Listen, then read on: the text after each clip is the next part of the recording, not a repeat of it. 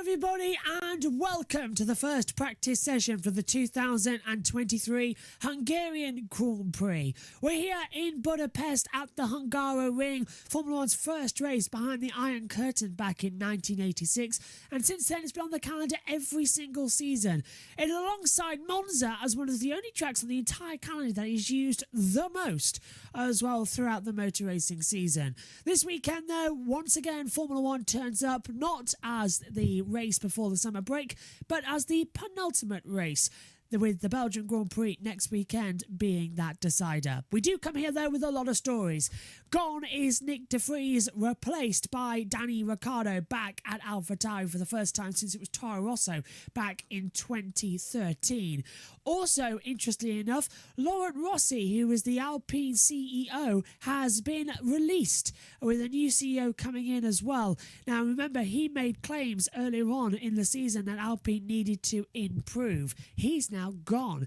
There's rumours going around that the cost cap has been breached by certain teams. We've been hearing 2, there could be possibly 3 teams breaching last year's cost cap. Stefano Domenicali says he would rather it be a sporting than a financial penalty. The FIA stepping in saying no, we're controlling the rules, it will be financial if anybody has broken the regulations. It really is turned upside down once again as we come here to Budapest. Let's take a look though at the Drivers' and Constructors' Championship coming into this weekend. Max Verstappen, he's the leader on 255 points. Checo Perez, 99 points back. Alonso ahead of Hamilton, the last one's inside 100 points. Up against Sainz ahead of Russell by a point. Leclerc, Stroll, Norris and Ocon round out the top 10. Piastri is in 11th, followed by Gasly and Albon on 11. Hülkenberg on 9, then Bottas and Zhou, a point between them. Tsunoda and Magnussen on 2, Sargent de Vries still on 20. The Constructors' Championship, as you can see, that shows Red Bull on 411, Mercedes on 203, Leclerc of Aston Martin, who are closing in again on Ferrari. McLaren ahead of Alpine, Williams and Haas on the same points. Alfa Romeo on 9 and AlphaTauri have 2. So let's now go and take a look around this fantastic Hungaroring with Lap Attack. Let's take a look at the Hungaroring in Budapest. 2.738 miles, 14 turns in total. They describe this place as Monaco without the barriers. Just the 1 DRS zone and 14 corners, but it's a fan favourite. Good exit on the last corner and then booted hard on the run down towards turn number 1. Now, it's a downhill braking zone as well, and it's quite treacherous in the wet. So take a long sweep in, third gear, inside line. You're already on the power at the exit with the DRS open as you run down towards the kink at turn 2. It's sort of a double apex hairpin. You sort of throw the car in and hope it sticks to the centre of the track. Kink at 3 rises you up the hill towards turn number 4. Right at the top of the hill, fast speed, down 2 gears, flick the car in, don't go all 4 wheels off the track. Now it narrows up as well. Up through 6, 7 and 8 chicane is really tricky. Single file, nasty bumps either side. It really unsettles the car.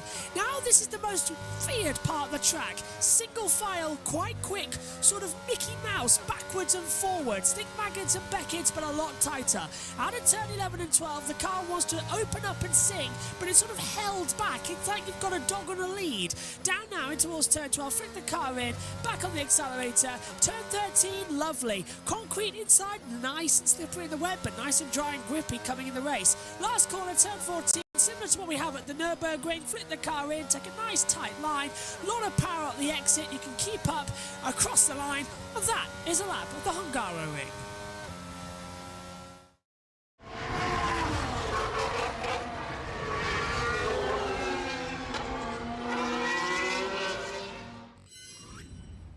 you back up to the main comment box now as well. Tom and Josh has joined me up in the commentary box, ready to go for the first session. And I just want to say welcome to everybody watching on YouTube and on Twitch. Cameron's dad just putting in, hey Josh, hope you're well, keep up the good work. I am doing incredibly better. Thank you very much, Cameron's dad. And I do miss PSGL with you and Cameron as well. I've been keeping an eye there, so it's looking good. And pleasure to have you. But we've got about 20 seconds to go until we get in for the next hour. Tom, loads to talk about. Looking forward to this weekend? I am.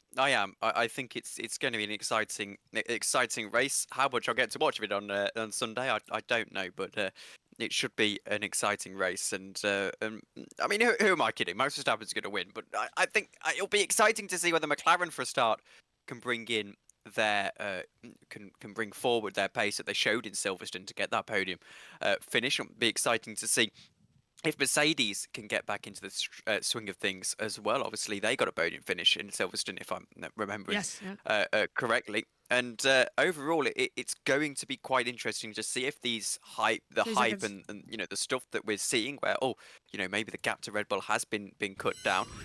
Hopefully, it continues here.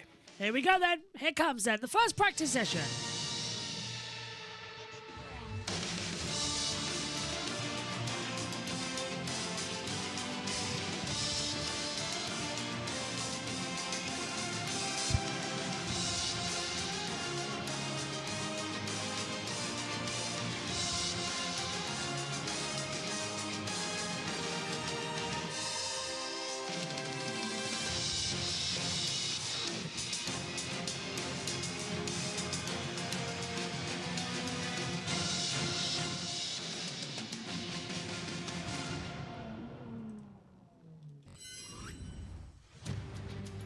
In between Buddha and Pest, we have the Hungaroring. It's round 11 of the 2023 Formula 1 World Championship.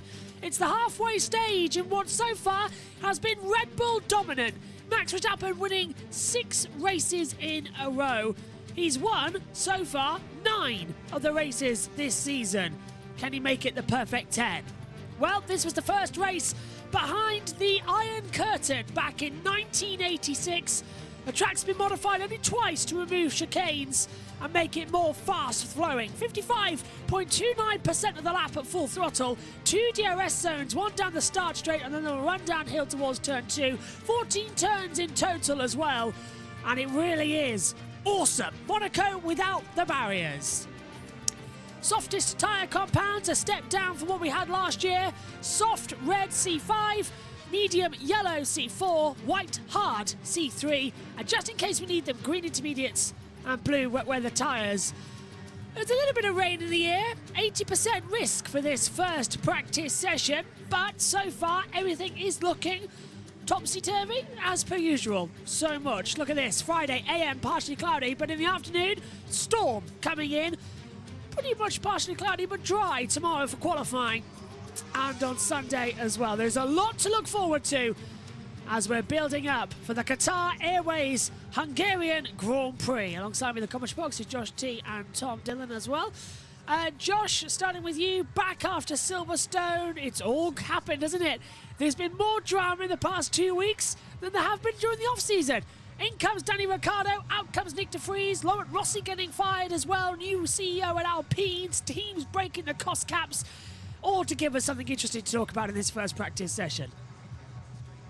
Yeah, there really is a lot to talk about. Risk of rain is 80% for the practice session, and as you said, later on we are expecting storms, but there's been a lot of talk, and one of the main, I think we can just see it through the blur, but one of the main talking points is the AlphaTauri team.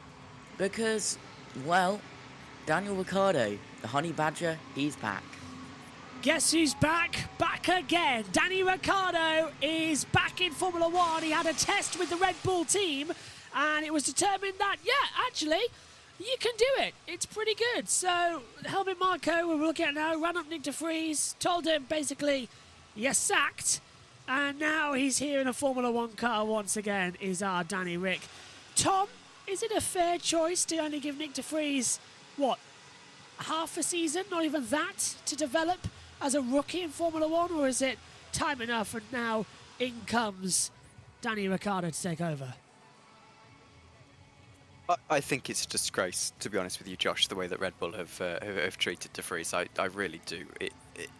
It's so unfair that you give a driver, and I think I said this actually last time I was on, I think it's unfair that you give a driver 3 test sessions and, you know, it was essentially, 16 hours worth of testing? You give them a day and a half testing, actually, over the course of 3 days, and give them 10 races, say, look, here you go. You know, his life's work gone in the space of 10 races. You at least see in the season, you've got to show a respect to your driver, and from the outside looking in, it doesn't look like they have. Now, if they've got rid of him after 10 races, I trust that there's been something that they've seen on the data that is suggesting that he is, you know, not fit to be in that car. And you know, on that point, you can sort of sympathise with them. But I just think it seems unbelievably harsh to me, and I'm not sure I'm a fan of the decision. I really don't. I'm with you on that. I don't agree with it one bit either. 3 seconds, 2, 1. And the green light is on. And we are underway for the first practice session here at the Hungarian Grand Prix. The cars will venture out onto the track, and Ted Kravitz is down in the pit lane to talk to us. Ted. That's going to help Daniel Ricciardo and AlphaTauri and Yuki Tsunoda this weekend, because they have got quite a few upgrades, and chief amongst them a really aggressively squared off rear wing upper element that I haven't seen on any other car. They've got a new nose, a new front wing bit as well, some new front wing flap elements. So there is quite a lot new on this AlphaTauri. They've also got some backup on the engineering side that I'll tell you about during the session. So all to help Tsunoda and Daniel Ricciardo rescue AlphaTauri from the wooden spoon. And that's really what Red Bull have got him in to do. If a Red Bull team finishes last in the Constructors, that's a bad look. And that's something that's not acceptable for Red Bull. Yes, it's AlphaTauri, and yes, they're going to win the Constructors' Championship, but they do not want to have one of their teams being last of all. And that's what Ricciardo's in, to score the points. But November the 20th, Rachel, 2022. Yes. What were you doing that day? Because that was the last time Daniel Ricciardo was driving a Formula One car at a race weekend. Well, we were all in the commentary box, I believe, wasn't it? It was Abu Dhabi, so it wasn't that long ago, Ted. It was only a couple of months. But Danny Rick continues his charge throughout the field. We've got you might be able to tell, we've got 0 timings up here in the commentary box. We haven't got a driver tracker, we haven't got a timing tower. So they're having a number of failures right now. So we are getting ready to switch to a backup system, which is going to be interesting to see. But I don't. Okay, hang on a minute. Timing 71 might be working now. There we go. So we have timing 71 available, but we don't have a driver tracker. So it'll take its time, but it's slowly sort of working back together, isn't it? Right. We missed you. We missed you too, says Cameron Dad. Thank you. Dear Nat's here saying, laddies, right, quite frankly, if you claim to be good at a job, get hired, and then within 6 months probation you don't perform, you won't get a permanent contract anywhere in the working world. So realistically, says Dear Nat as well. Was his time up, basically, for Danny, was his time up? Could he have gone again? Could he have worked again? Or was it just pretty much that's it? Sorry, you've got no chance anymore in this sport. But this isn't a normal job. I mean, you know, I don't agree with that comment, to be honest with you. This isn't a normal job. This is Formula One. Oh, this takes 2 time seconds. to avoid. And Why am I losing so much energy? So we have to box the lap, box. Got a yellow we're flag. we're setting these guys up to fail. Give them basically no time in the car. Say, here you are, lads. Go and set. Red you know, flag, as and fast there's a lap time. Perez! Perez is in the wall! Speaking of, Yeah, Perez is straight in the wall, and it's brought out the red flag. And are we talking about Red Bull drivers underperforming? And Sergio Perez has just done exactly what we were talking about. He's put it in the barrier, and he has brought out that very red flag. Well, I don't think many people are going to keep him on in Formula One, and Helmut Marko's probably thinking, yep, okay, time for Danny Rick. I mean, come on. We know we've been saying throughout the year. Let's hear from him. No, I cannot believe this. I cannot believe this, says Perez. Well, I'll tell you one thing. Every time Danny Ricciardo's been at the track, he's had a horrible weekend. He gets out on track now, Danny Ricciardo, and he crashes it, Perez. This is at the top of the hill at turn 4. Tell me it's suspension. Turns in. Fine. Oh, he touches the grass. Are you kidding me? Oh, It's no. a rookie mistake. That is a rookie mistake, if you've ever seen one. Touching onto the grass. And there's no need. There is absolutely zero need for him to be running it that close to the grass at this stage in the practice session. It is his first lap. I mean, for crying out loud. Here he is. I clipped That is silly as the grass, I fuck. think. On braking, I just lost it. Sometimes. Oh, you just... I don't know what to say. That's what. I generally do not know what to say. Also, it looks like trying to do this window capture thing for the driver tracker isn't working at all, so that's brilliant, because it just freezes on you. You cannot say Perez isn't fast. Yeah, fast at getting himself sacked from the sport is pretty much the consistency we need to talk about now, isn't it? He's fast. He's fast. Perez is fast, but he's struggling this season, I think. And I think it's almost a case of the pressure being put onto him is starting to really take its toll, and you can see it. But back to the De Vries thing for a moment, because I do sort of want to just round off that point, if you don't mind. We've got this red flag. Go on, do it. I think where I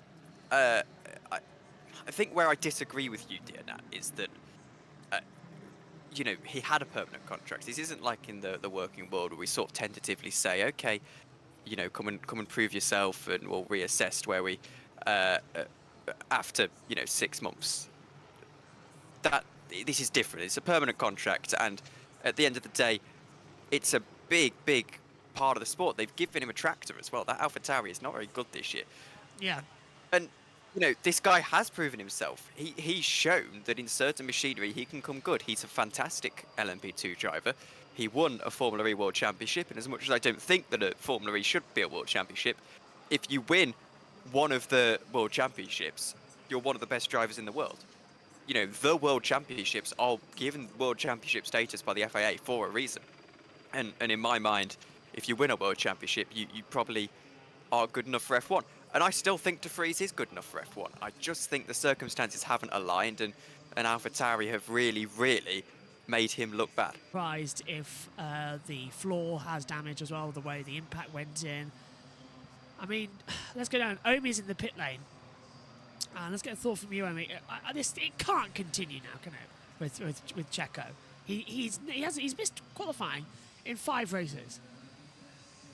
I don't even know what to say anymore. Another crash very early on as well in FP1. He'll be annoyed, but it just keeps happening. Something keeps going wrong every single weekend. So even more pressure on for him now with Ricciardo in the AlphaTauri. But yeah, really unfortunate for Perez, but he just needs to get it together. So red flag's out then.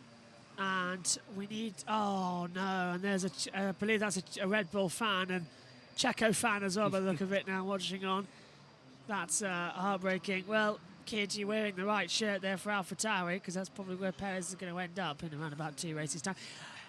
I've got a feeling, work with me here, guys, we're going to see Ricciardo in this weekend and at Spa in AlphaTauri, and then by Zandvoort, he'll be back in the Red Bull team. I reckon they'll demote Perez that quickly. But that would kill the championship. Max will be champion immediately. They won't. I don't think they'll demote Perez at all, to be honest with you. I think they'll let him see out the season, though I said De Vries. And Horner said that about De Vries as well, of course. He did, yeah. But I think the problem is as well, these things only happen when you're under pressure. I bring up the point of Latifi last year when he took the wrong layout at Suzuka. Any other driver did that, then it's a case of, dozy moment, why are you doing that on your first practice lap? And it's the same here. But because Perez is under so much pressure, it gets extra scrutiny. And, we start to think, oh, Perez must be a rubbish driver then. It's like he's made a very big rookie mistake. If Max did that, it'd be like, oh, dozy moment from Max. Yeah. So it always adds up. Always adds up. What would be really comical now is if Max goes out and does exactly the same thing as we look down at the two-time world champion, about to become a three-time world champion, with him leading the championship. He leads. This is round 11 of the season. We've had 10. Max has won 8 of them. Is that including Imola? Have we decided on that? Well, F1 Statman says it doesn't count. So... Well, F1 Statman is wrong, in my opinion. Why do we count Imola? It never happened. We never turned a wheel. In that case, do we count Australia? Because on the spreadsheet, well, I would be open to that. On the spreadsheet, it says that it was a not classified event on the spreadsheet of Yeah, it says NC. if you look at Formula 2 and Formula 3 website, it says not classified. Yeah. On our sheets here, it's still included, but it just got blank. If they can slot it in somewhere in the year, that's fine, but I don't think they can. Right, Ted to the pits. Would have had spares, but not that many of them. So I think they'll be able to rebuild Perez's car to the same standard and to the same upgrade level as it had when it left the garage and it had with Max Verstappen. But my question to you guys up there, Danica and Ant, is how steady will he have to be then for the rest of the weekend, knowing that he can't afford any more offs, because there probably aren't too many spares beyond that. Yeah, it really does. Well, they can't do much. They're just going to restart in 30 seconds' time. I'm watching, actually, on the Sky Q board, Sergio Perez. They've left his camera on in the car, and it is quite funny. I'll come up to the comp box just a second and just hold my iPad up. That's how he is. It's quite funny. He's now watching back into the circuit, so keeping an eye on that as he comes back, because they're not going to turn it off. They can't turn it off. And there's Tsunoda. The one good thing, actually, about not having De Vries in Formula 1 anymore is the fact is that I'm not going to get confused as to which one it is, either Tsunoda or De Vries, because that 21 and 22 numbering that looked identical is gone. And it's raining in the pit lane. Look at that on Danny Rick's car. It is starting to rain. And look at this. It's a concrete pit lane, and the rain is starting to fall. The green light is on. We're back underway for this practice session, and the fastest lap times are about to come. Get out there, Daniel, do your laps. Sector 12 is at the moment a slippy track, so I don't know where Sector 12 is, because last time I checked there were only 3 sectors, but whatever. FIA business, that was at 11:40, that's turn 9, so yeah, okay. That's interesting. We'll see what happens with that. Danny Rick's first lap back in Formula 1. Is this, Josh? Yes, it is. Full lap time as well. Yeah. Now, I want to get people's opinion on this because I like it, and I want to know as they go up. In fact, because we're not going to have much running, we'll do it later. We'll wait until the session's quiet down a bit. I want to show you the new graphics that I'm thinking of for next year. But because the T feed keeps playing up, it might be permanent. So I want to show you the new graphics that we got from the F1. Basically, guys, you can see it. The delayed timing graphics. Just pop them on. Let's hear from Danny Rick. Okay, we have a very light result starting. Where is it coming from? What corner will be the worst first? Pit straight. So last corner on turn 1. So And that's important good. to know that, isn't it? Yeah. Yeah, Rachel's right. Gotta be keeping it up. Look, there's now a wet line approaching Tommy to turn 11. You can see it sort of shining on the track, and that's where the track sector slippery is as well. And wet track declared from the FIA as well, as you said earlier. So they think it's raining. And it is It's raining. only drizzle. It's only a drizzle, so we should be okay for a little bit here. Get a couple of laps in reasonably dry conditions, but it's always, well, I don't quite know how it is in a full-on Formula 1 car, but typically on a rubbered-in track, the least grip you have is on a rubbered-in track where the rubber's being washed away by the rain on the slick tyres. Actually, you would have, it feels anyways, if you have more grip there, or less grip there, than if you're on a fully deluged track, which sounds really peculiar, but that's how it typically is. So this will be tricky for a couple of laps here. Of course, this track will be relatively rubbered in because of Formula 2 and Formula 3 that went out this morning. Now I'm going to refresh your pictures here because I'm realising that they are a bit frozen because of the map book. Although they still look a bit glitchy to me. Are they glitchy for everybody else? Yes. Yes. Yellow flag, sector 15. So, Josh T, if you could set up your gone green now. Turn 12. It's raining heavier, really raining, and it's one of the... I think, Alfa Romeo. yeah, it must be Zhou Bottas Guanyu. is there. It's Bottas, it Yeah, is it's because Valtteri. Yeah, Bottas. the black teacup. Really raining now, coming into the last sector. Heavy, heavy rain. Intermediate tyres will be the call. And yeah, Bottas has spun and continued at turn 12. So Bottas off the track. Everybody else now coming into the pit lane. They've had enough of that opening run. And do they control the pressure electronics? Is it for Bottas? Yeah, I think it's frustrating for these drivers because Well, that red flag has really cost I us don't time. believe they can control tyre pressures electronically. No. I'm not a mechanic. I'm not sure how that would work unless you put in the pressure pumper or whatever it's called. I don't think that's the official term. You put in the pressure thingy and you Then you can do it, yeah. get a laptop. Yeah, maybe if that's what you're on about. There's Bottas doing a 360 on the circuit. Not really much to say about that spin, but just a little bit awkward in the rain. And well, the FIA being very helpful, putting wet track signs up. Well. Oh well. Tom, don't think you're going to like this. Josh, You're not going to like Go this. I've just received orange powder dropped at 17th hole at the Open. oh, what a surprise! Well, this is not Lords. Or where are we? Old Trafford at the moment, right? Fortress Old Trafford, Perez's car's coming greatest to the pit stadium lane. in the country, in the world. Everyone's into the pit lane now. Everyone's done.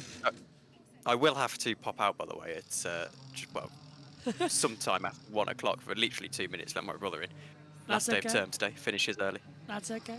We'll put you on battle screen during then.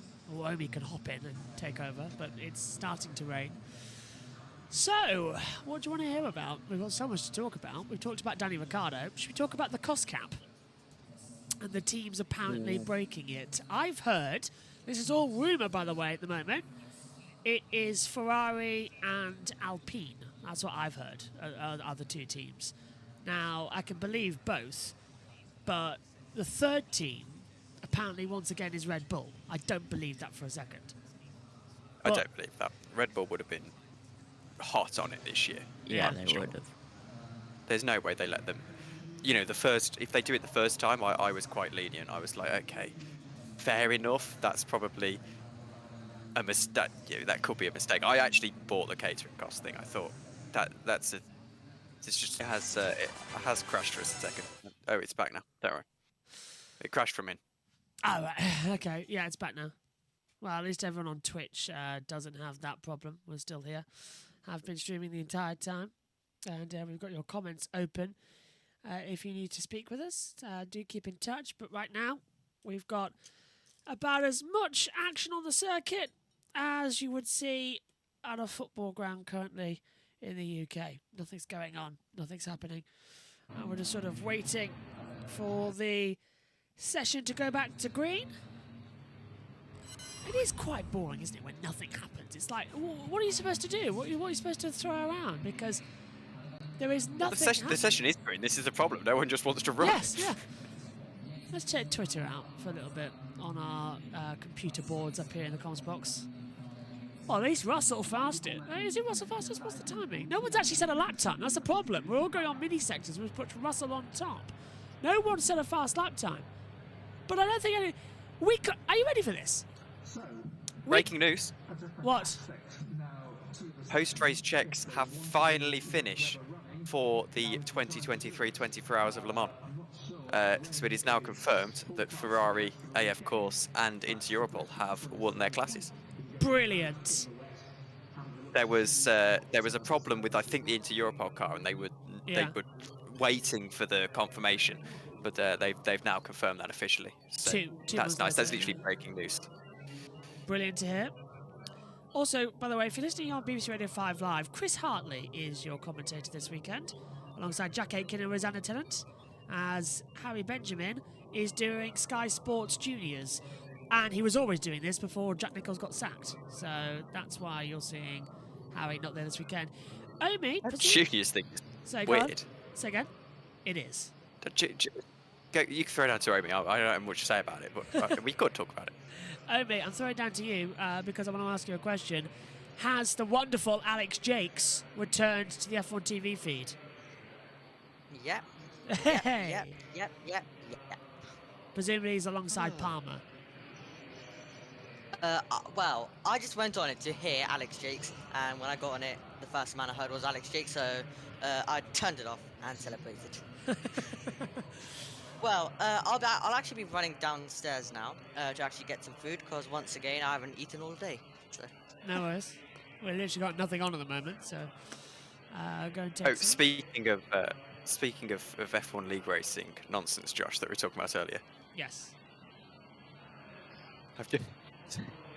What? Some muppet has released a world record lap, but he's not world record lap even. Even worse than that, he's 13th in the world on Xbox, 110th overall. Oh. He's blurred out his gears.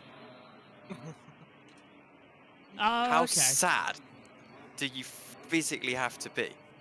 This is why I don't deal with it anymore. That is one of the saddest things I think I've ever seen. If that's the case, if they want to do that, do you know what they need to do? They need to literally just take off all the hood and just post that lap time and let people time it themselves. Do you know what? I'm gonna count the gears and I'm gonna make an edit where I have his gear changes at every single time. And do you know what? I'm not even joking. I'm gonna do that afterwards. Do it. May as well. We've got Lewis Hamilton out on the circuit now. So Lewis is at turn 3 and 4, so he's left onto the track. I must say, by the way, as well, we've been testing out this new feature up in the comms box, and I don't think nobody's liking it with the runaround, so we might change it to go back. I'm just wondering, is our timing like off a little bit? No, it wasn't. It was correct. I was just taking a look in case our zoom in was different, because if you notice, look, the timing 71 timing graphic just looks completely out of whack, and it's cut off half the driver's name. So let's just adjust that. Look, live editing to get it all sorted, because it's driving me up the wall to have that changed. Because then look, it cuts off Hamilton at the bottom massively. Let's give him a bit more space. There we go. That was better. It's not maybe. It's not. I haven't fiddled around with anything. I don't think. It's the same thing. It's just it's been a bit off the pace. Tom says hiding gears on your lap isn't cheating. It's just incredibly sad. That's you, Tom. Yes, it was me. Yes. Well, I thought I'd clarify. But yeah, it's not cheating. It's just. Well, I'm not going to say the word because we're on a broadcast, but it's something like that. But clearly, your relationship with women can't be that great if that's what you're doing. That's what I'm trying to say. Okay. 37 minutes to go. I'm not going there. I'm not touching that one. As they come in. Well, let's go down to Ted. He's in the pit lane. Can I bring you down to the AlphaTauri Yes, pit please wall? do. So first of all, slightly awkward. There's Liam Lawson on the end of the pit wall there, who was looked over. The next in line to graduate to a Formula One seat in the Red Bull Young Driver program, but was looked over for Nick de Vries, for the Nick de Vries replacement. I don't think that's a slight on Liam Lawson. I think they want, I mean, while it might be slightly awkward, but I think they want him to complete his Super Formula season in Japan. And also, there's not really much point replacing a seasoned rookie in terms of Nick de Vries. He wasn't a rookie, but he was a seasoned rookie with another complete rookie when AlphaTauri are in the pickle that they are in with car performance. So let's have a look while we can at the new upgrade. So on the front wing, you see this dark section in the middle of the front wing where it's a different shade of black. That's a different... yes, you can just. That's okay. So that's new. That's sort of full width and full length. Those three sections in the middle there. So they've been brought out. On the right-hand side, where you see the RI of AlphaTauri, you see the wing goes up in a nice sort of curved line up there. That's also new on the front wing, and the nose tip as well has been raised slightly. The new floor. Oh, team radio. Okay, mate, so nice and steady, please. A little bit more rain in the air now. Yeah, that's the steady rain still there for Esteban Ocon, who's a previous winner down here, around here. So there's a new floor as well. And have a look at the rear wing tip, the rear wing, the tips of the rear wing. This is what I really like. See how squared off they are? Oh, Where it says right at the end. They're proper right angles, aren't they? Yes. And Anthony Danica, if you sort of saw the way that these new generation of rear wings started life, all curvy on the outside and going round in a nice sort of aesthetically pleasing way, well, that's good for higher speed circuits. Actually, it's starting to properly chuck it down here, so I'm not surprised we're going to see. Are we going to see Esteban Ocon in already, or is he still out on track? Anyway, but now we're seeing that these very aggressive rear wing top planes with the big right angle section at the end is perfect for places like Monaco and like here at the Hungaroring, where you just need that extra bite of rear downforce, and you don't have to worry too much about the drag that it will incur. So there you go, that's the upgrades on the AlphaTauri. Can we see Daniel Ricciardo with his helmet off? We can't, because we've got these pesky little monitors. He's having a look at what's going on. But he is behind there, I promise. Cheers, Ted. So, still out on the circuit then is Esteban Ocon. He's just coming in towards turn 12 now. As look on the driver tracker. We haven't got the driver tracker actually open yet on the main TV, directly below. We've got it up on the side at the moment because we're trying not to let the laptop go dead. But Christian Horner's on the pit wall. Let's have a word with him. He's talking now with Rachel. It's contained mainly to the front right corner, which hopefully will be repairable in time for the next session. Christian, it's Anthony here. Have you had a chance to speak to Sergio yet? How's he, and if so, how's he feeling with himself? Because I was saying to Danica, we've all been there as drivers. You know, these silly mistakes do happen, and it certainly looked like one of those situations for him. Yeah, it was unfortunate. I mean, he just put a wheel on the grass and made a mistake into turn 5. So yeah, I haven't had a chance to speak to him yet. I will do after the session, but hopefully he won't have lost too much through this session, because these conditions, people aren't getting many laps in, but not obviously the ideal way to start the weekend. Christian, this is Danica. Obviously a pretty tough start to the session there, but did you get any data from Max's run on the new upgrades? No, not yet. Yeah, he was just basically said it was too slippy for slick, so straight back in, but yeah, nothing of any relevance. One more question, was Sergio up to speed, or was he still just building up? It was obviously the start of his first lap, so obviously he came through turn 4 okay. He just misjudged it. It was just a mistake. Put a wheel on the grass on the approach to turn 5, and it just swapped ends on him. So you could obviously hear the frustration in his voice, and he stuck his hand up. So that it is what it is. We'll get it turned around and get him out as quickly as we can for the next session. Thanks. Christian, we had a quick word with Daniel yesterday, massive smiles on his face, and he told me about the chat you guys had in Mexico last year. How good is it to have him back within the family? Well, I think it's good for Daniel, it's good for Formula One, it's good for AlphaTauri to have, Daniel back. And I think the most important thing for him was to rediscover his passion and desire for Formula One, and we didn't see much of the smile the last 12 months. So I think he's done that in his time that he spent with us in the first 6-7 months of the year, and his test at Silverstone was, showed he was right on the pace. So it was logical for him to, to jump into that seat. What are the expectations, Christian? I know you've spoken highly of the times he's been putting in, and certainly in the Red Bull last week, and he managed to get up to speed in the sim. What are your expectations from him this season? Is it just purely to beat Yuki and then see how he goes? I think it's for him, to demonstrate what he's capable of doing, and it's a difficult car. Obviously, they're at the bottom end of the Constructors' Championship, and the priority is for them to start scoring some points and moving up the table. And I don't think AlphaTauri is Daniel's long-term aspirations, but it's a good way for him back into the sport and to refine his mojo. Great stuff. Thank you very much. Interesting. To me, that says that we're going to see Danny Ric in a Red Bull soon. If it's not his aspirations, then yeah, Sainz out on the circuit. So this is Leclerc now. Sainz had a snap earlier. I thought we were watching a replay, but it's Charles Leclerc out there on the track. That could be interesting. But I think, Tom, one thing, Sergio Perez, if he's got to get to Q2 in this round, has to. If he gets out-qualified by Danny Ric... Go on. He's got to get to Q3. Yeah, that's true. Yeah, that's it. Yeah. Never mind Q2. That would still be a disaster for him. What if he gets out qualified by Daniel Ricciardo? That's what I'm saying. That I don't know what's going to happen. I don't think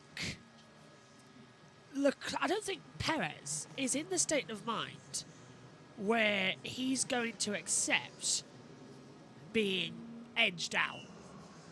Do you know what I mean? Like, he's not going to accept being slowly pushed out the door. He's going to want to go out in a blaze of glory. Because he's still a fast driver. He's still a top-tier racing driver. As Leclerc put slicks on because Ferrari are idiots. I'm hoping that, he shut the car off, so he's not going to go back out there. But I am slightly concerned that Perez isn't going to want to leave this top-tier team as quickly as possible. I think they'll give him to the end of the year because I think there's too much time left, and bringing in Ricciardo is too much pressure on Max. I think that they'll want to be smooth sailing, essentially. You know, there's no point putting all that pressure on Max that now you've got to... And also all that pressure on Ricciardo. You know, this is your first race, your second race back in Formula 1, third race back in Formula 1. You've not even been in the car for most of the season. And now suddenly you're back in the best car, the most dominant car we've probably seen for the last 10 years, including the Mercedes era, I would argue. I think this is one of the best cars. Yeah, was it 11 and the way it's gone in the last. Exactly. It's won every race this season so far, hasn't it? Yes. One race win from another. Yeah. Well, there you go then. Mercedes got to a similar point, but I don't think Mercedes have got to quite that point. And especially not with these new regs. I think you've got to give. Go on. Yeah, McLaren and Mercedes and Red Bull are now level on 11 wins in a row. But in terms of wins in a single season, Red Bull matched that with Ferrari and McLaren, because Mercedes got theirs across 2 seasons of 10 in a row. That's the stat I looked up the other day. There's Adrian Newey with his Red Book. We were just talking about how good that car is. Go on. Yeah, so much pressure on poor old Ricciardo if you're going to go and do that. And that is a lot of rain. Someone's turned their shower on. This is going to get red flagged. This is going to get red flagged. Look at that spray. And look, that's aquaplaning from Piastri coming to turn 2, and he's literally on intermediate tyres. It is bucketing it down in the pit lane, and it is getting quite heavy, and this rain's due to set in as well. And look at the top of turn 4 as well, it's even worse. Oh! And he's having back out of your lap, Oscar. Yeah. He's just slid all the way across the track. Oh, this is... The thing is, it's not all of the track that's wet. They will probably red flag this at some point if it gets much worse, because you know what the FAA are like now. Yeah. I don't trust them, and Oscar's having great fun right now, isn't he? It's like his karting days down under as well in the winter, well, summer season for us, winter for them over there, isn't it, when it gets a bit colder and darker, pretty much coming into now, actually. And look at this. It's about the winter for the Australians. What's that again? It's winter for the Australians right now, I think. It's really bizarre for the V8 supercars that are over there as well, because they have a normal racing season. It's so weird. As we see, there goes Piastri. Yeah, it's really wet now. It's almost full wet weathers as well. This isn't intermediate weather. This is full wet weather, and it's the heavy, fine rain as well that's coming down, and you can see that in these conditions you put out the full wet weather tyres, and you sometimes put out the red flag in that instance, as you say, because they very rarely race. Josh, do you reckon we could see someone else in the wall because we've got Piastri's come back into the pit lane. I think Magnussen and Norris are going to follow him, but Gasly's just heading out onto the track, all on inters. Yeah. Well, to answer your question, yes, Australia are in winter, but December to February is summer, March to May is autumn, June to August is winter, and September to November is spring. Let's hear from Norris. It's too a strong rain to keep going. We will box this lap if you agree.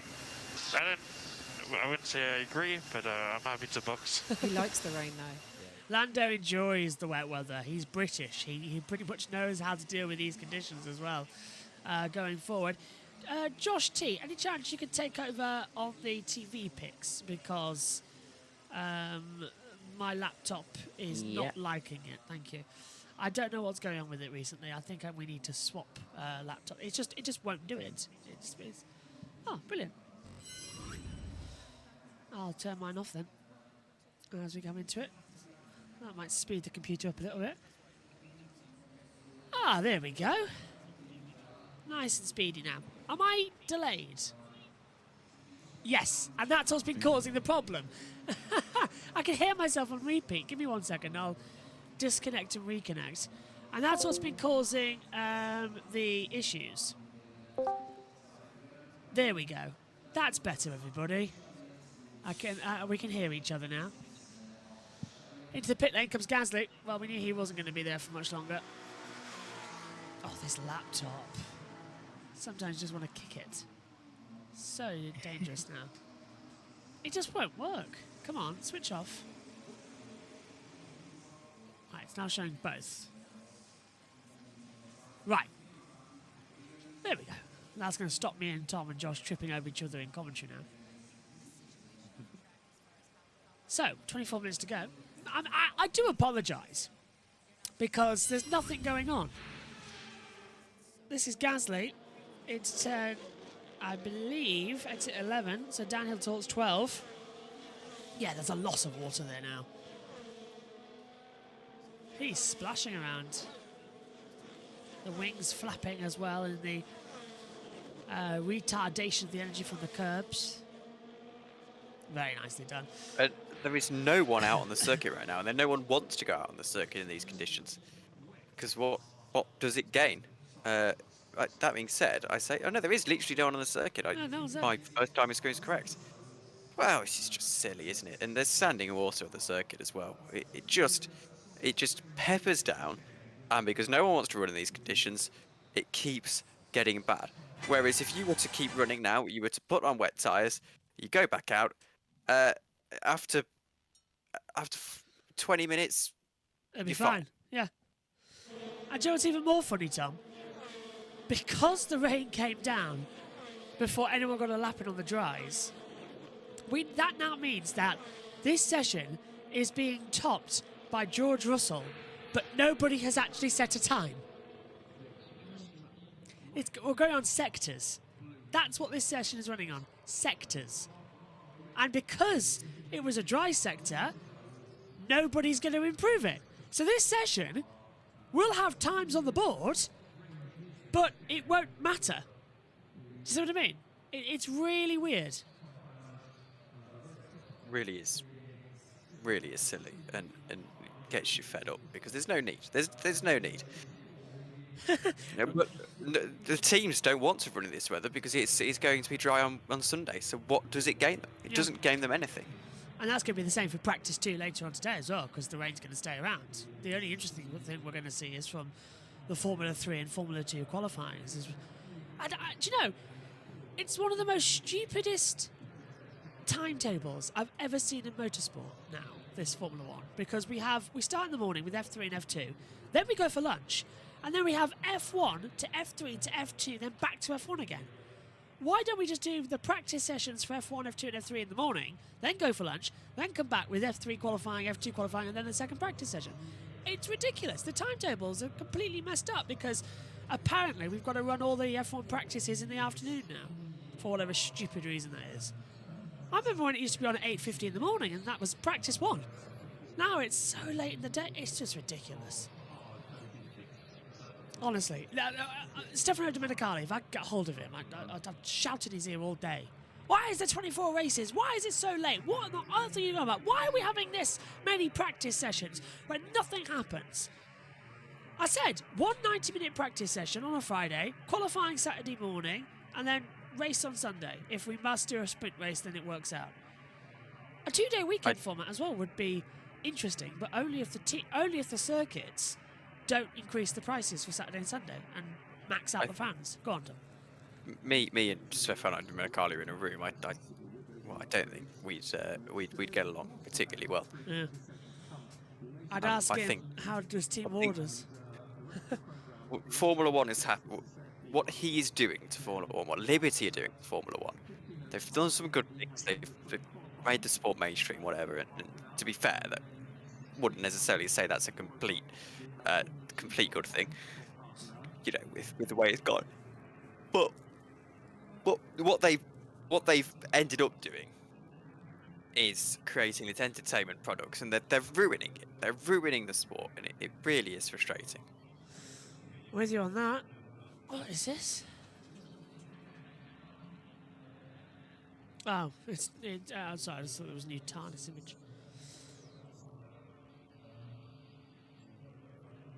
It's just Doctor Who doing things for Barbie.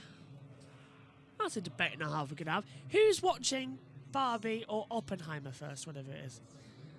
I'm not watching either. Neither am I. I don't know what all the fuss is about. I mean, obviously, I think I'd rather watch Oppenheimer first. Because... What? I don't know. The Barbie film just seems a little bit... I don't know. Much. One of my friends said to me, "Oh, we should go watch Barbie. I really want to watch Barbie." And I said to him, "Look, what you got to think about it is, it would be yes, okay. Well, it wouldn't even be funny, but I can see why you think it would be funny for a group of lads to go in and watch Barbie. But you're forgetting that you have to actually sit down and watch Barbie. Yes. You have to watch it. I don't think you're quite understanding that you have to sit there for 2 hours watching Barbie. That you don't think about that when you think, oh, let's go watch Barbie, it'll be a laugh. You actually have to watch the film. Yes. You buy your ticket and you have to watch it. Right, yeah, you have to watch the film. And no way is that going to be entertaining 2 hours for you. No. I think that's what everybody's forgetting. And plus, Megan wouldn't watch the Barbie film. Megan would watch Oppenheimer because it's dramatic. In fact, I'm just calculating in my head. I think every single, both female and male person I know would rather watch the Oppenheimer movie than Barbie. Just saying. Well, I feel quite bad for Christopher Nolan, who's created this most wonderful piece of art that he has, you know, his life creation on 70mm, whatever it's called, and it's been overshadowed by what is a cash grab. Yes, and not a very good one either. By what I've seen the trailers, but I don't like the look of it. Max Verstappen's watching there. I think Ted's got news down in the pits. Is that a car on track? Yes. Three. But in any case, we haven't talked about Guillaume Roquelin, have we? Now we're talking about Daniel Ricciardo and AlphaTauri and Red Bull. So can I do that now? Yeah, do go for it. Anybody remembers the championship winning days of Sebastian Vettel and that Belgian guy on the radio who used to say, Sebastian, world champion, well done. That was Guillaume Roquelin, otherwise known affectionately as Rocky. Seb's engineer was promoted through the ranks at Red Bull and is now in charge of the Red Bull Young Driver program, but is this weekend in an AlphaTauri shirt down deep within the AlphaTauri garage. He's not on the pit wall. He's not on the central kind of engineers command center in the garage. So he's going to be out the back or in the engineering truck, keeping an overview of things with Daniel Ricciardo having his first weekend in the car, and I think that is significant. Yes, Red Bull will say, I'm sure they already have, because I put a question in as to what Rocky is doing here. They will say, well, he's here as a position of young driver, head of the young driver program. That doesn't mean that one of the best engineers in the business can't get busy with Daniel Ricciardo, making sure he has a good debut weekend with AlphaTauri. Max is heading out onto the circuit as well. Well, it's not a debut weekend for Daniel Ricciardo, is it? It's sort of a return to the team. Just want to point out quickly, the information we've got coming in is that Bottas will complete this lap time, so we're going to see our first time on the board. Whether it does beat Russell's, we've no idea, because he's currently, Bottas is 36. Oh, he might do it, actually. This might I would be suspect quick. it beats Russell's time. Russell 39.7, 43.8. Hang on, first sector for Russell was actually a 31.9. Then a 34.6 and a 26.4. That's Russell's fastest times. Bottas should go to the top because he's completed the first delta and does so. 1:47.787. Hooray! The times will count in this session. They can go out there and get busy. But 2-minute lap times at this track, that's unbelievable. He's very much backed off. And I don't think it's intermediates, I think it's full wets. But they don't want to use the full wets, do they? Which is No, bizarre. They never use the full wets. they only get 3 sets as well, which is weird. And also, there's not many tyres here this weekend compared to the normal. What is it? 3 sets each of every tyre compound to take you through 3 practice sessions of qualifying in a race. That's ridiculous. You only get 1 set of tyres in qualifying between hard, medium, soft. So that limits you. So I think it's 6 sets each, isn't it? 6 sets of hard, 6 medium, and 6 soft. Yeah. Paul Rothery says, I walked out during Sweeney Todd with Johnny Depp and left my current girlfriend there when I realised it was a musical. We split up. Well, it doesn't surprise me. I'd rather watch Barbie, says Brad.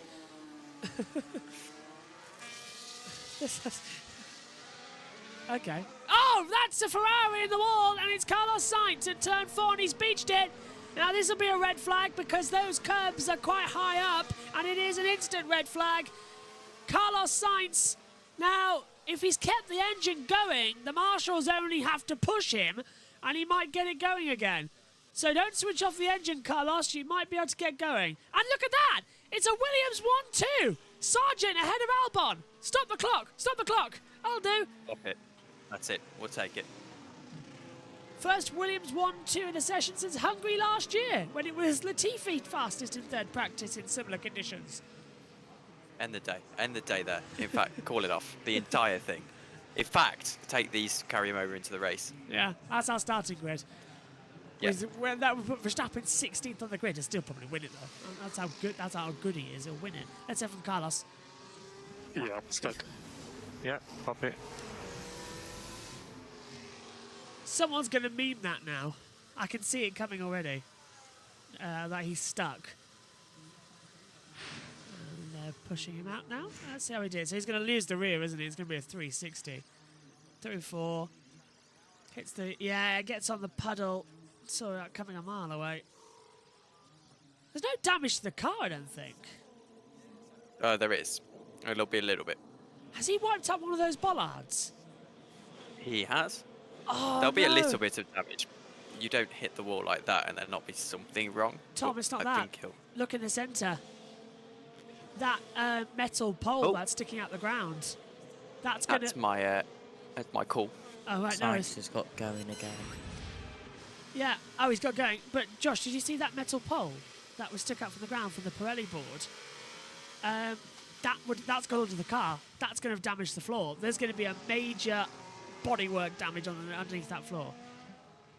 Yeah, well, they're going to put it behind. They're going to put the barriers up in front of the garage, get the floor off, inspect it. But as you said, yeah, there's going to be massive damage there if that metal pole has gone under the car. So that's the end of the session for Carlos Sainz. Yeah, there's no way they're going to let it go out. They need to check it now. Yeah. Well, he's Oh, here he is. Radio. Let's hear it. You choose to them. Check the car, I had a slight contact. Yeah, we are checking things all okay. Oh, wing! Well, dropped off there. The wing. There goes the wing. Winglet on the left side has come loose. And it's going to drop away on the inside. I don't know what's happened to Timing 71 this weekend. But it literally, it's like it's just moved down like a few inches. It's really bizarre. Session will resume in 45 seconds, and Timing 71 works for F1. And could I get a refresh of my pictures, please, Josh? They're a little bit frozen. That also wasn't my call, by the way. My sister came back, who had a key, and yeah, never mind. And she's with a boy. That's... She's what? It's controversial. She's with a boy. She's what? Yeah. Well, You've got to go on Italian now. Hey, oh, hey, yeah, oh. yeah. Well, I'm going to be honest with you. I don't want to sound rude. You are couldn't tell if it was a boy or if it was a girl who was dressing a little bit like a boy. I'm not trying to be. I'm not trying to say. I just couldn't tell. But anyway. You are live on a YouTube channel and Twitch, just to let you know. You're kind of exposing your sister here if she's tried to be sneaky. Oh, I don't care.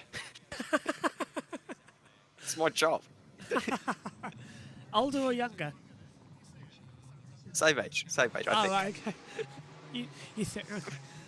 That's Green light's back on, let's go out to Ted. The only upgrade actually that Ferrari have, and Sainz has wrecked it. So, yeah, they'll be asking themselves how many more new front wings they've got to the same discussion we were having with Red Bull. Just to add to that, of course, that doesn't mean that between now and the beginning of qualifying, the Red Bull can't bring somebody up. Maybe that was who was calling up Helmut Marko, somebody in the spares department or the carbon fibre shop at Milton Keynes.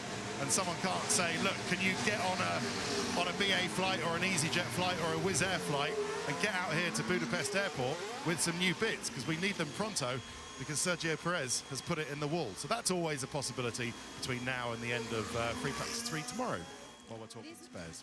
Yeah, well, if you're talking spares, the two spares have hit the wall.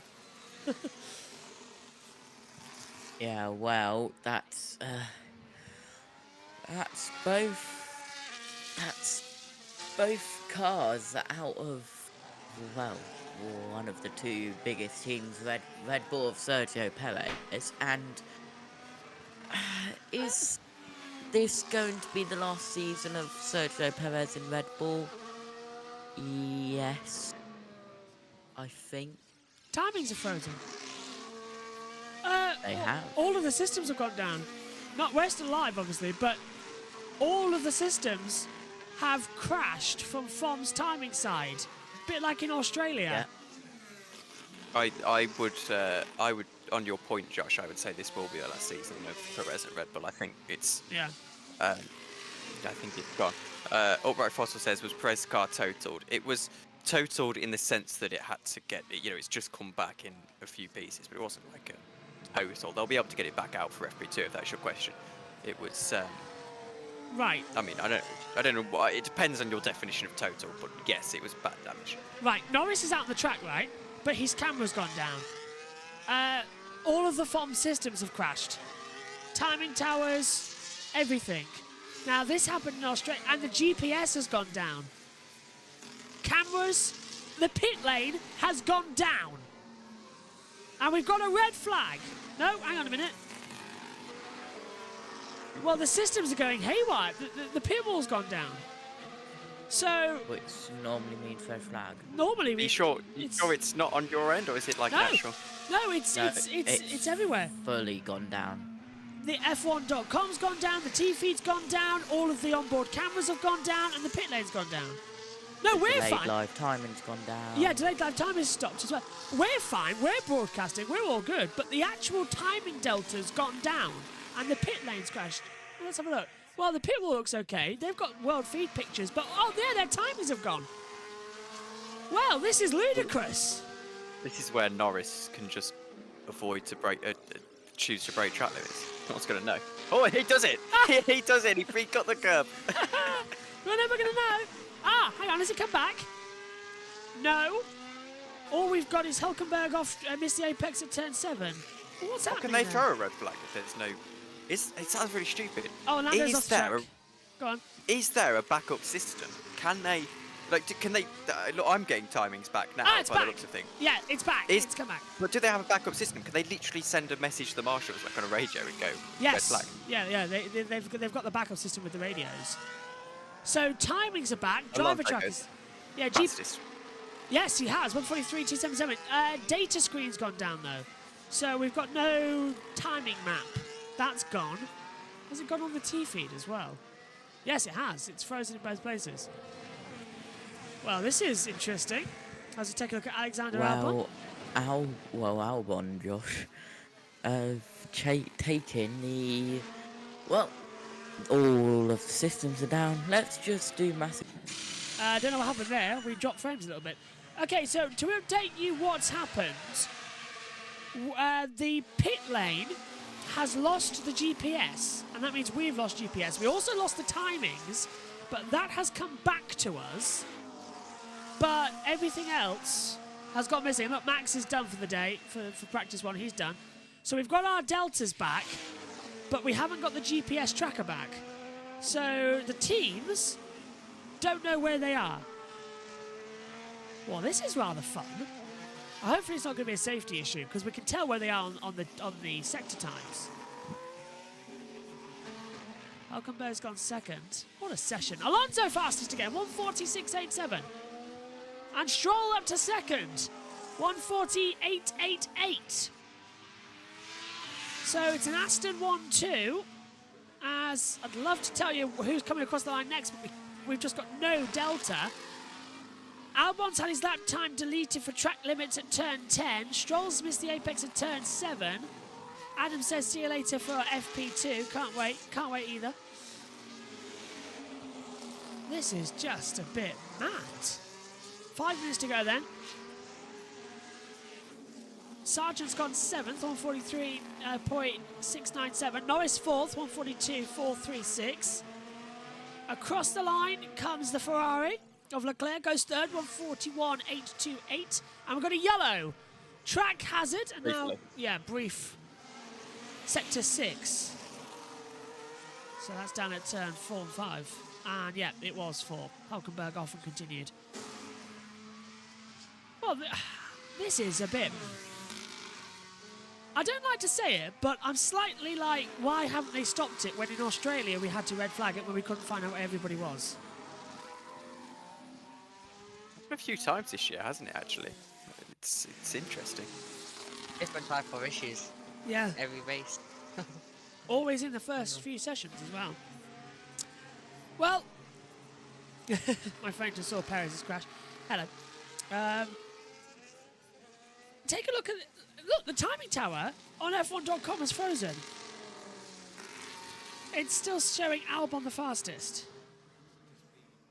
Well, this is just ridiculous. My timing's okay. We've got timings, but the F1 Delta's stopped. So the teams won't know in the pit lane what's going on. This is when they have to get open and everything else. Yeah, and oh, hello. If you go on multi-screen, that's got to yellow. Sector 9. And is that Piastri? Turn 5. No, so who's gone off? I'd love to tell you, but we've got no Deltas. But yellow flag is out. One of the Williams goes off, got green flag now. So that is Stroll off. No, that's Sargent off. Oh, hang on, that's a damaged front wing for an AlphaTauri. Don't tell me it's Danny Rick. It's not Danny Rick, it's Yuki Tsunoda. And that's my call. I'll be back in a moment. No worries. So Yuki Tsunoda has gone off and hit the wall, and he's continued on, Josh T, but a little bit of a damage to that front wing. End plate's gone off again. In fact, he's done a lot more than that. He's properly whacked off the right side of that wing. Yeah, and he's getting out of the way of other cars, but that front right end plate of the wing has just gone bye-bye. So practice 1 has turned up to be absolutely dramatic as Ricciardo's back into the pit lane. Norris off track at turn 3, Tsunoda off track at turn 5. Russell fastest, 140.444. Now the pit lane graphics have gone off as well. So basically, I think the systems have just gone kaput. Tom's back with us. That was a very quick call. Yes, well, he got in. I told him to bugger off and do what he wants. So. I know that if you've just sent me a message on Instagram, you know who you are. I'll reply just after this end of the session. So Russell the fastest, Alonso 2nd, Stroll 3rd, Norris 4th, Leclerc 5th, Bottas 6th, Sargent up to 7th, 142.741. And a Magnussen, Hulkenberg, Piastri the top 10. So they're all getting a bit more into the swing of it. I'd love to tell you, but as you can see, the driver tracker crashed. Hopefully that was back for the second practice session. If not, I'll have to fix it again. As we're still seeing Alonso's in the pit lane. And Piastri has gone fastest! 139.906. As the rain stops, the track's starting to dry out a little bit. Okay, McLaren's pace is, I don't want to say genuine, but could be up there. We've got no Delta either. That's really annoying that we don't know what... Oh, Bottas. Overcorrection a bit too much. Almost put it in the wall. We have no Delta to tell whether or not McLaren's pace in Silverstone has carried over or not. And we're not going to get any practice 2. Basically, practice 3 tomorrow is going to be absolutely insane. Megan's in the box for that one as well, so that's going to be fun because she can't do qualifying. And neither can Josh Teague because he's out. So, and Russell top again, 139.652. Adam's with me for qualifying, and presumably Omi will step up to the box as well, so we'll all be good for that. With Jess not here this weekend either. As she's off at Silverstone, commentating on, I believe, the Formula Students. Checkered flag is out. Yeah. Didn't know they had a commentator, Formula Students. Yeah, Jess this weekend. They have 3 commentators. Oh, wow, 3. I wouldn't mind being one. Yeah, me and Jess talked about it. They have 3 commentators. 2 commentators are in the box at one time, and then the other commentator has a break. Ah, I see. I'll put There's one Formula down the Student pits. eSport. That's interesting. Yes. Is it? There is. The things you see. That's a it's load of good. nonsense, isn't it? Esports series as well for them. Piastri top! 139.154. Oscar! Bottas has taken the flag. He was the first to do so. Is Russell going to steal this? He's up in the second sector by the same amount he lost in the first. George, just let Piastri have this one. Let the Wookiee win.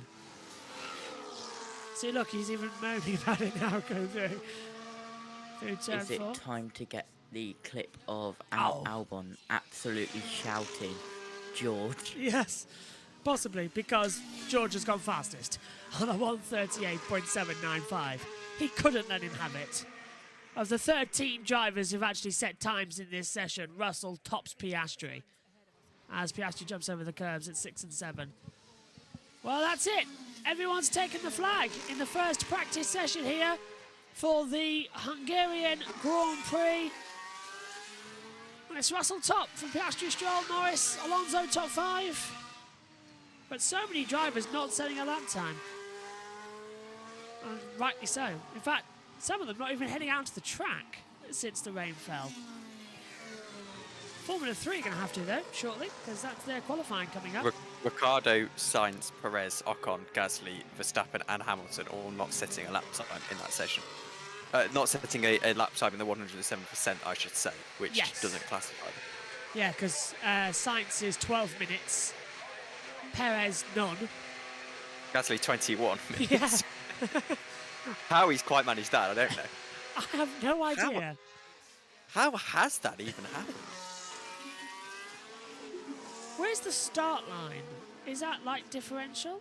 Like the control line's different to the exit line? So, like, I know what he's probably done. He's come into the pit lane. He's crossed the control line to start a lap. Then he's spent time in the pit lane, gotten back out, and taken the line to complete the lap. That must be it. Either that or the Alpine is really slow. Well, with all the budget cap exceeding that they've apparently done, that's probably what's given him them as well. Practice starts may happen, so Ross is going to go on for a wet start. Had his first ever pole position here 12 months ago, George Russell, in dry but slightly damp conditions. Didn't lead a thing. Then you had pole position on Sunday at the Brazilian Grand Prix. Won that. There's the old finish line you can see just across the Delta. Russell on pole again. Away goes the Haas. Russell selects first gear, builds it up to around about 12,000 RPM.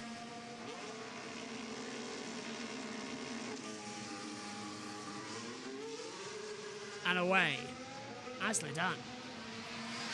That Mercedes has never changed. That raw engine since I was there in 2019 in testing. It hasn't changed.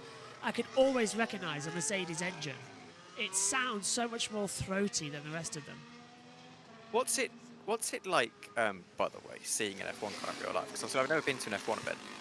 Because I know GT cars, when I went out, it was the most underwhelming thing ever. Because it was like, well, they're literally the same as they are on the telly. I was stood about 5 meters away from an Aston Martin.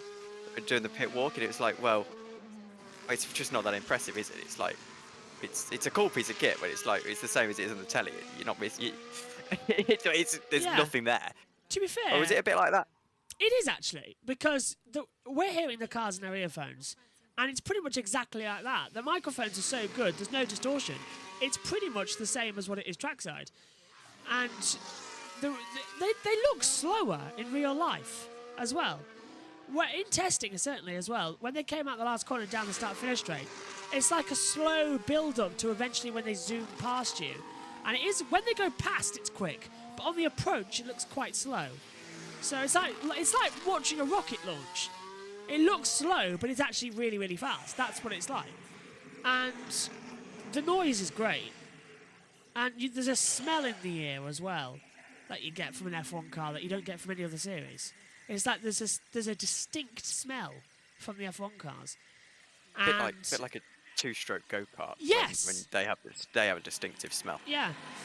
And it's hard to describe actually, but the wings are massive. Like, the wings are the things that surprised me. I stood next to a Racing Point front wing, and it's massive.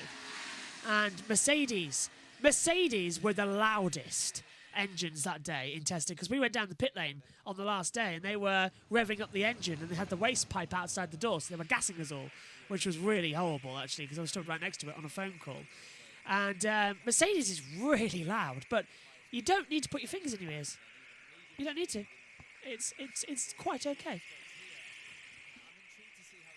Yes. So, pretty much it. We're ready to round out with the results. Why were you laughing? I noticed you laughing. I'll tell you afterwards. Okay.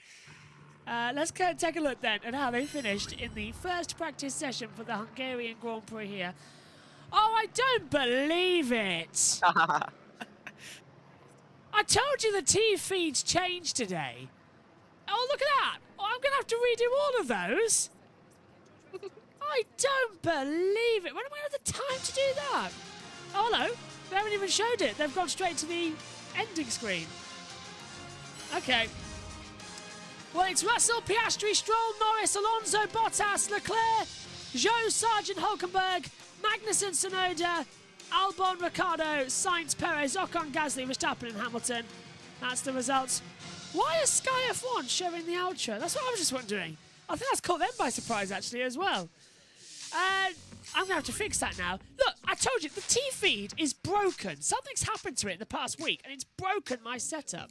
Second practice underway, 3:45 then, as well. Then practice 3, that's at 11:15. Qualifying from 2:45 on Saturday. Race on Sunday, live from 1 p.m. for an hour build-up. Lights out at 2 p.m. as well, all that British summertime. Well, Danny Ricciardo may be back, but that was pretty much of a boring, dull session. So, final wrap-ups. Let's get your thoughts, Tom. What did you make of the opener session here? Well, it was just a bit rubbish, wasn't it? Yes. I mean, just a bit rubbish. Josh T? Well, it's been chaos. 2 cars in the wall, Perez and Sainz, but I know what Piastri is saying right now. God, you are so bad! Okay, thanks to Omi as well in the pits. I don't know if he's here or not, Omi. No, he went for lunch. He's gone for lunch, yeah. Okay, well, look, the F1 Juniors take over. What could have been? Anyway, my thanks to Tom, my thanks to Josh, my thanks to Omi. We'll be back shortly then, in around about 20 minutes' time for the Formula 3 qualifying session. We'll see you later. Bye-bye.